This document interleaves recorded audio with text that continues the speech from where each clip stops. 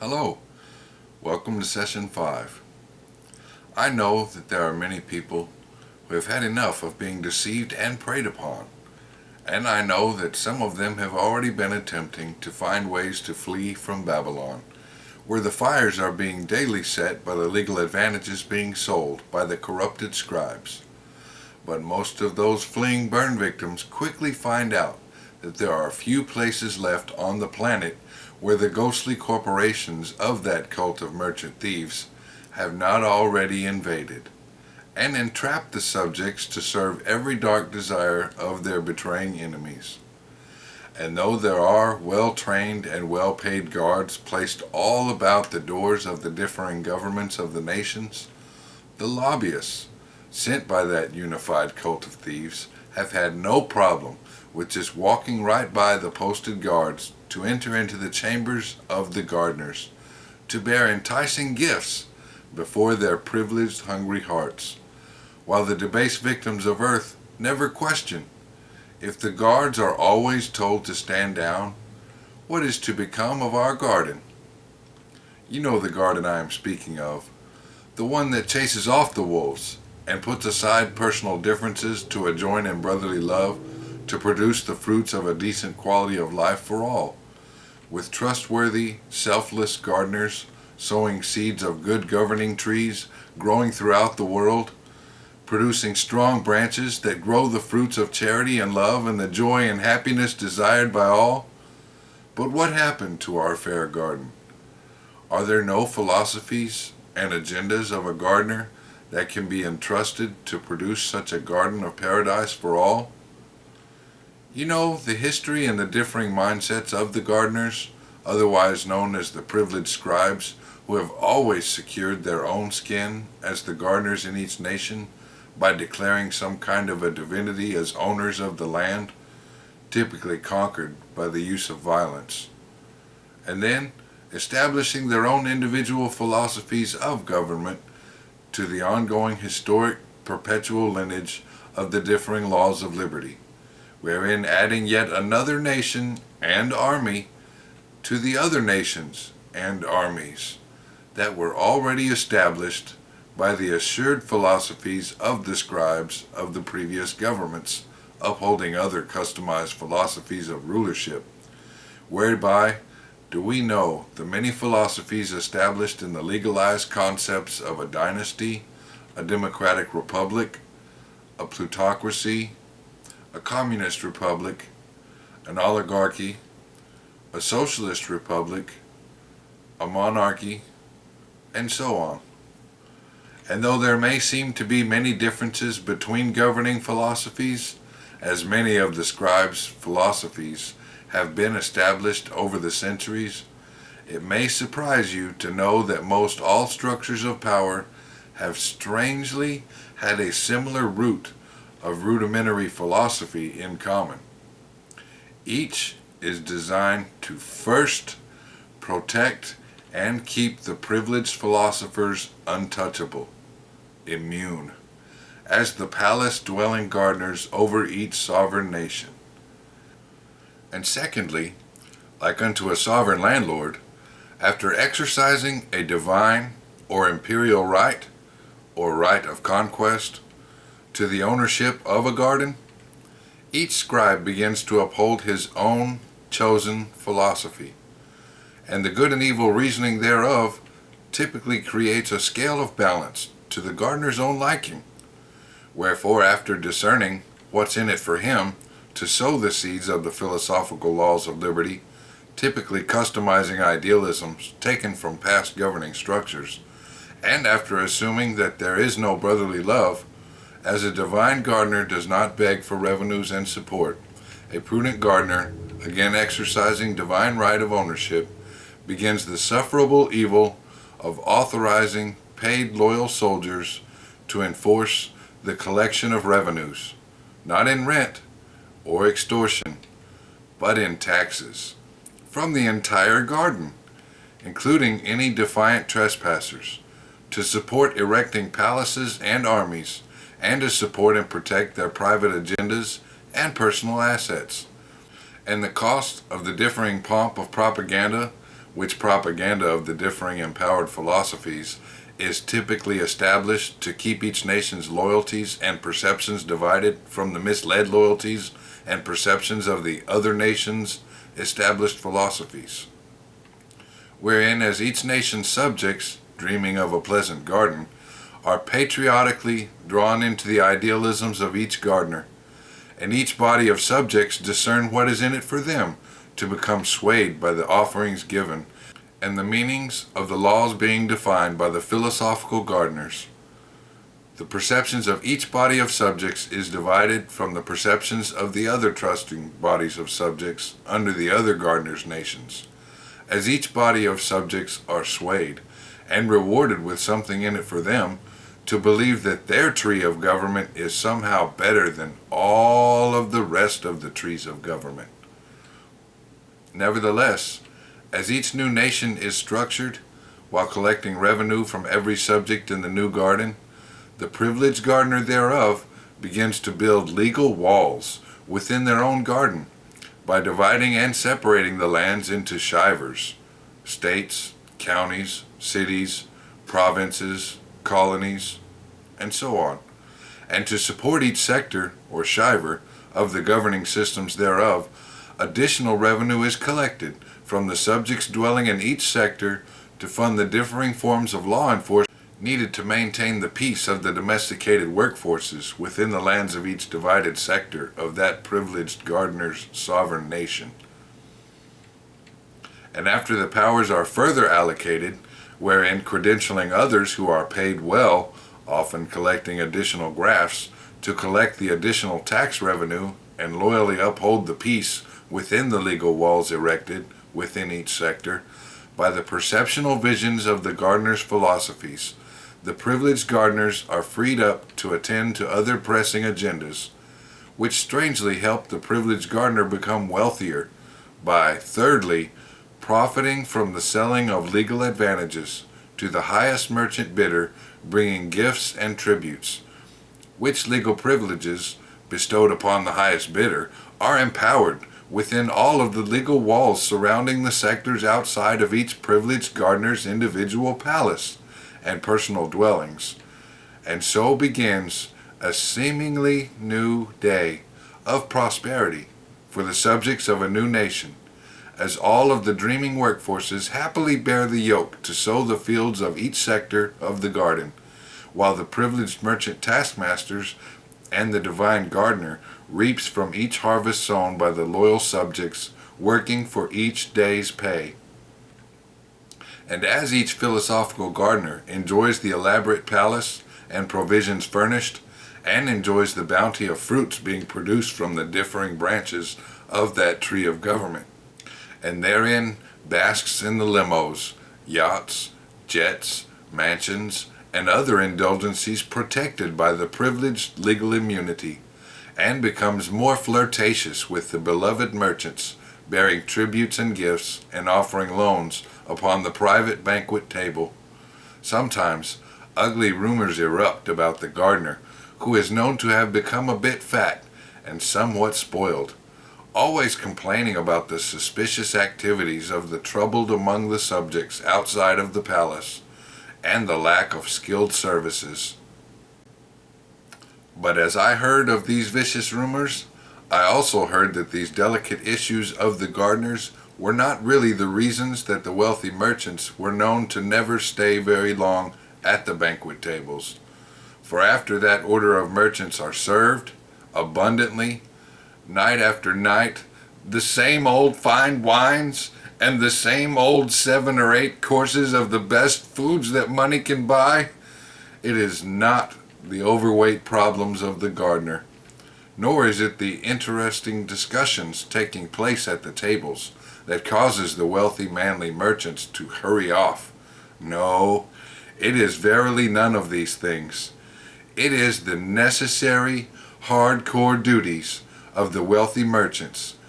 which forces the merchants to appear as ingrates, as they often skip the polite cordialities to hurry back into the gardens of each nation to harness the empowered bands of their purchased tills of legal advantages to the yokes placed upon the stubborn beasts of burden, who begrudgingly sow the seeds of the profitable harvests, which harvests are reaped by the empowered ghostly corporations of that order of merchants. And so, before you start spreading ugly rumors about any of the gardeners, you need to consider the hurt feelings caused by the abuses upon the gardeners, who, while working hard to dutifully scribe laws and legal advantages, which might be pleasing unto the revenue generators and gift bearers, the gardeners must suffer more from the weaknesses of the human condition than anyone else. Whereas, though it seems as if each dainty gardener equally desires to capture the affections of that unified body of wealthy merchants, a public merger of agendas is never to be, and though the subtle rejection may make the gardeners feel a bit whorish, they must accept that it is not in the nature of these merchant tillers to give their loyalty to only one dainty gardener, as they cannot be a one gardener kind of manly merchant order, for they are also hunter-gatherers, and hence they must keep moving on, and never quit hunting for new lands to till for profits and new prey to hunt. And so, the dark loneliness for longing for affection, and the boredom of tending to the palace affairs and the affairs of the garden sets in, and in their idle time the philosophical gardeners in each nation have been known to ponder on their loneliness, and become resentful and jealous, as they compete with the other gardeners of the other nations for the affections and gift offerings of these wealthy globe-trotting hunters, whose valiant economic victories seem to always keep the coy gardeners interested, as each gardener considers if the spoils are to be placed on their banquet table or the tables of some other gardener. Whereas, every time the sound of another economic victory is heard rumbling throughout the world, and that body of merchant gladiators comes back in their chariots, loaded with spoils, it seems that if the gardeners get so excited that they cannot hide the churning constitution swelling up in heart, and begin to renew the competition for the affections of these victorious wealthy merchants, whose gifts are known to exalt each of the gardener's own self-worth and self-image. And, I hate to admit it, but as an envious subject of little worth, I find my own face turning red as I watch each admonished gardener oftentimes blush when the abundant gift offerings are bestowed upon their nation's banquet tables. But, as I understand it, my envy is not a good attribute, and so I had to reconsider if the gardeners are really deserving of such abundant tributes, political contributions, and gifts, wherein it is not that each gardener has not extended enough care to work hard to scribe the legal advantages to deserve the gift offerings in exchange for such services, for they also go beyond the call of duty as they extend further care to do their best to make their private banquet table more alluring, so much so that a gardener can oftentimes impress all of the other gardeners by overdoing it, wherein seemingly overspending on servants, decorations, ambiance, and other delicate indulgencies, typically paid for from the revenues collected from the loyal subjects, wherein sometimes there seems to be no spending ceiling above the banquet tables of the gardeners and the merchant heaven-dwellers of that one-world order of thieves.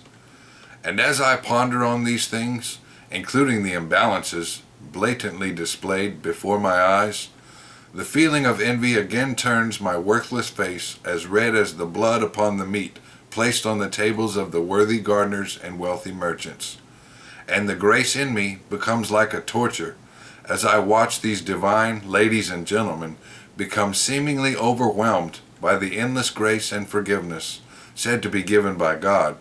for the unchangeable weaknesses of the human condition, as they relentlessly give in to the weakness of indulging on more abundantly adorned banquet tables, while relentlessly demanding more and more from everything sown by the meek workforces of the debased of earth. Which is to say, Sometimes I think that I feel like the lowly Hebrews did long ago, as I watch the image-conscious gardeners struggle with the weaknesses of the human condition, as it seems as if they can never resist continuing to overspend to uphold the best of outward appearances. For in the same wisdom of the Hebrews, I see under the surface of the pomp, when I watch the gardeners and dignitaries befriended at all, attempting to subtly hide their inward natural predatory attributes behind whatever may be considered among the most expensive of the outwardly honored, civil-appearing self-images, worthy of a private army to protect. And my envy disappears into this wisdom of charity, which brings me to better understand how shallow and morally bankrupt the competing gardeners have become, as they have replaced the angelic attributes of brotherly love with animal attributes to prey upon all of which their outward eyes see in the world, and have led their subjects, now globally, to hopelessly become ensnared within a bottomless pit of trillions and trillions of debt, as a bag full of holes. Whereas, causing the debt holders among that merchant cult of thieves, who are known to only uphold the heartlessness of the cruel attributes found in nature's predators, to crudely demand that the unified dainty gardeners, endlessly gold-digging and crying and fretting over their self-indulgent human weaknesses,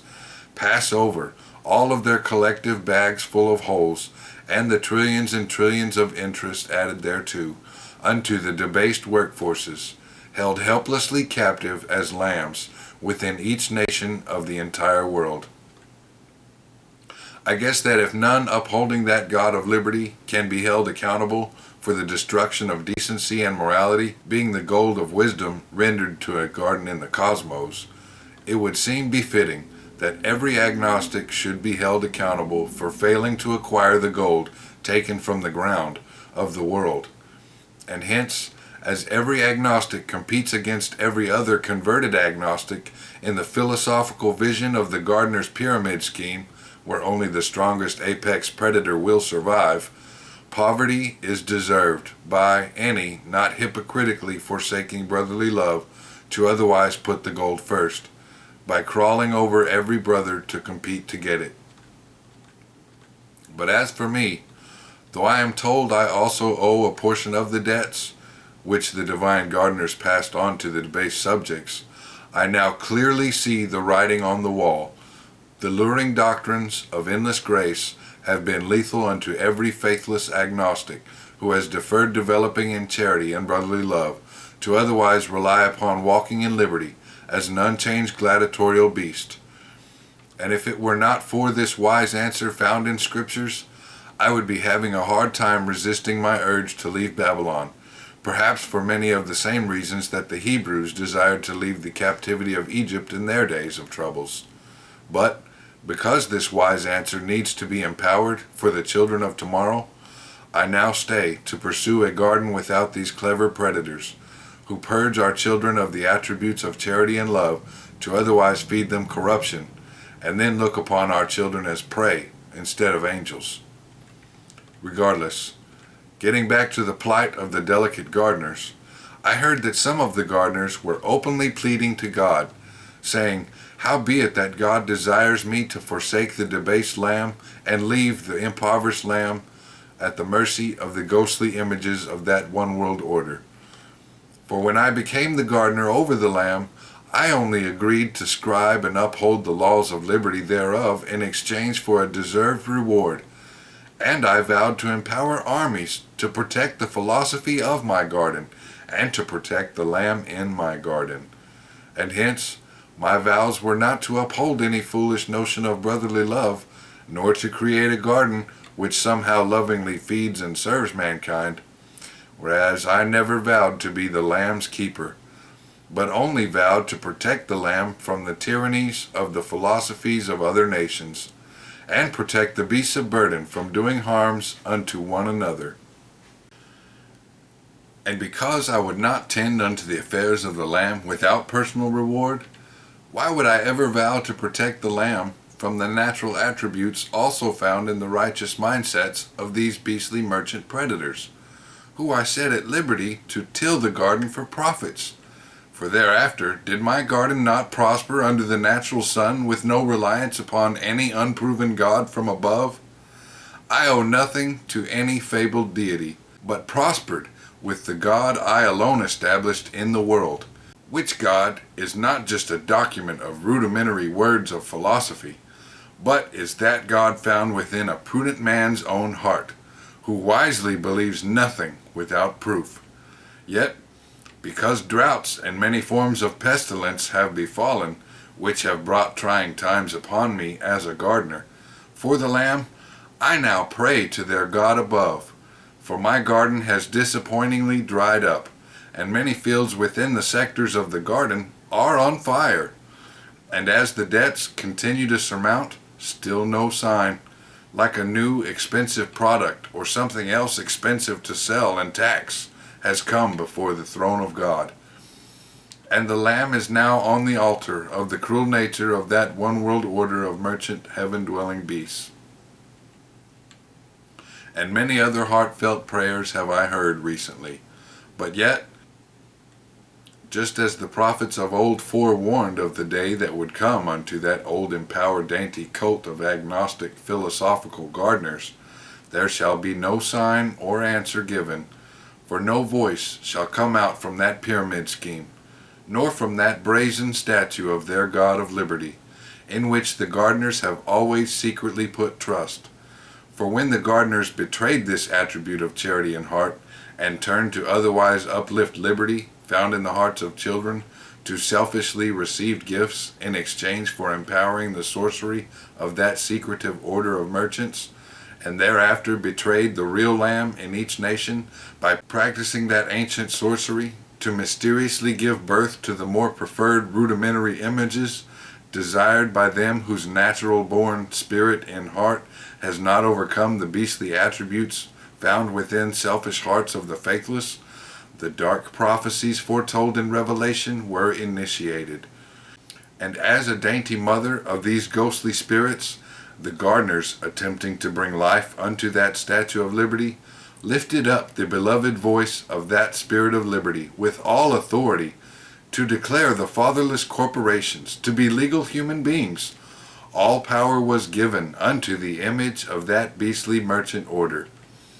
And as that empowered voice of liberty moved across the waters as the greatest light of the world, the gardeners knew of the worldly nature of that heartless order of merchant beasts, bearing gifts, and knew the nature of the preferred images that were given all power, knowing that the images were only a reflection of the hearts of the childishly rebellious, fatherless hearts, who have endlessly covered their wicked desires and agendas with agnostic philosophies, skillfully designed to deceptively uphold their natural attributes, claiming that they were born in the world as perpetually evolving creatures of nature, and hence they just can't resist or overcome their own dark desires or resist preying upon their weaker brothers as apex predators. As they crudely insult this angelic attribute of charity and brotherly love found in every heart of the lambs, and become more wealthy by doing nothing for their brothers without something in it for them, as in a heaven of excess,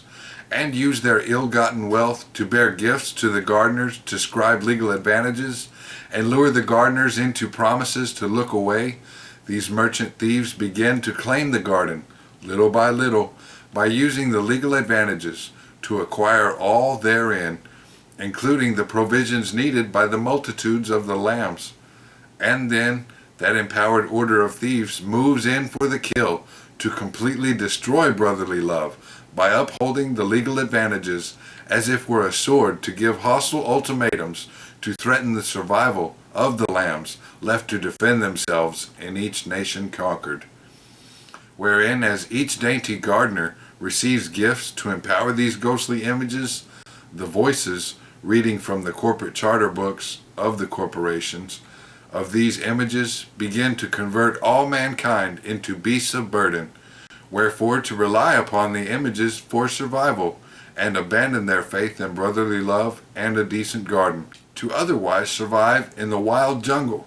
created by the rudimentary perception empowered within the invading ghostly images of that beastly order of apex predators. And as each conquered nation expands the skirts of the preferred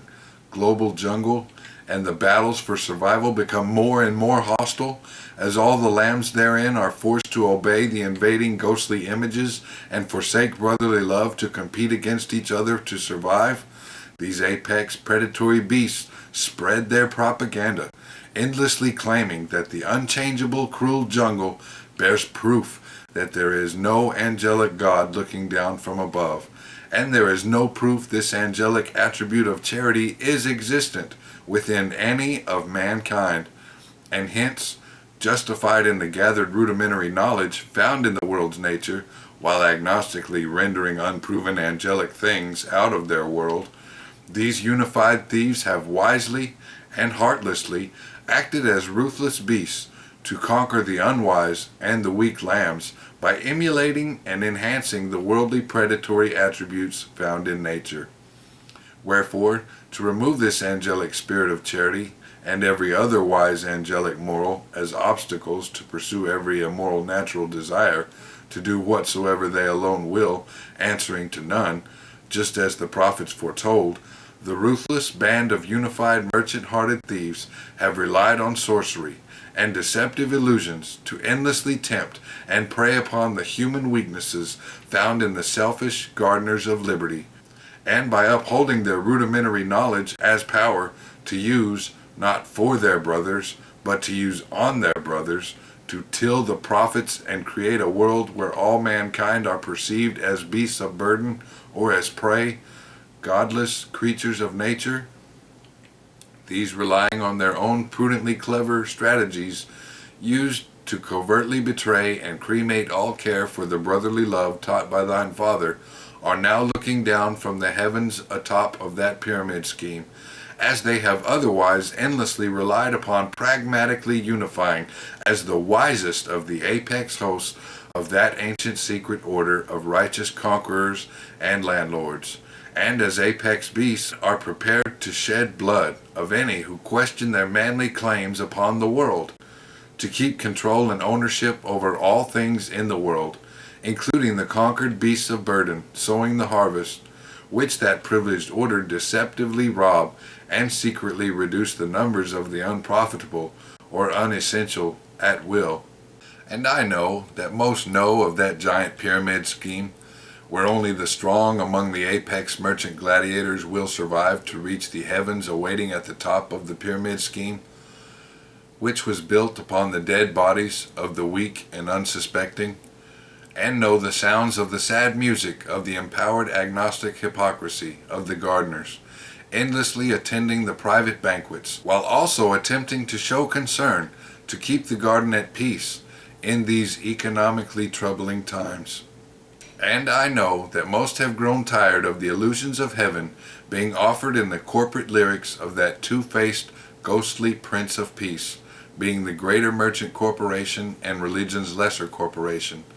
whose lyrics preach on and on and on about putting money first and competing against one another to get the money, and as all become more cutthroat to do so, while ignoring that over 85% of the competitors die broke and in debt, the stargazers join in the choir to sing more about going to church on Sundays to get the endless grace and forgiveness for destroying morality by emulating the beastly attributes found in nature to survive in the dog-eat-dog world, while the cloudy illusions of a deferred kingdom in the cosmos, where all of the spiritually cleaned are promised to be served as gods in the hereafter, causes every agnostic to ignore that they have not thus far overcome the cruel and harmful attributes of nature, to otherwise mature in this spirit of charity and love, to become an angelic family tree of life, worthy of inheriting thine garden of paradise promised. And while the entire world is being baptized and consumed in the greatest fire ever to be spread by that old wealthy cult of thieves, whose deceptions were again empowered by Horus hosts of the God of liberty, hopelessly in debt for adorning herself with riches, as the book of Revelation foretold, instead of spewing out the force-fed bitter guile of that ancient cult of agnostic gardeners, which leaven of the dainty philosophers, upholding the weaknesses of the unchangeable human condition, tasted sweet at first, for who does not have any unchangeable weaknesses? And reaching out of that fire to tend to the weightier of the matter of seeking answers given in scriptures, to put out the fires of the rampant corruptions and immoralities released in the world by again empowering liberty as if we're a real God. I can only hope that there are some wise viewers left out there who have not completely cremated their care for unifying and brotherly love, and can still find it in themselves to still be concerned enough about the debased burn victims to be moved in heart to throw down the swords of competition, to otherwise answer to the calling of this angelic spirit of charity in heart, to join in brotherly love, to help us bring the answer found. Wherefore, to shine this light needed into the doors that have been closed by the hostile protocols upheld by them who have been faithlessly swallowed up by the darkness, disgracing themselves by agnostically relying on the ways of that cult of thieves, while endlessly awaiting proof of thine Lord God. Wherein to join with us in this spirit of brotherly love, to become unified as one mighty voice, which voice would rumble across the waters to send a flood of pleas unto the clergy and whistleblowers to open the agnostic doors, which perception of serving two fathers has divided the hearts of the world, to inwardly suffer the pains of outwardly walking in the preferred natural ways established by that heartless unified cult of gardeners and thieves, who have kept their doors of hell closed, while preventing the captives from ever hearing the angelic answers given long ago by another gardener. And as I now place my life in your hands, and await to hear this voice of charity reach back into my heart's prison cell, for it is not safe to bring the heart out to play,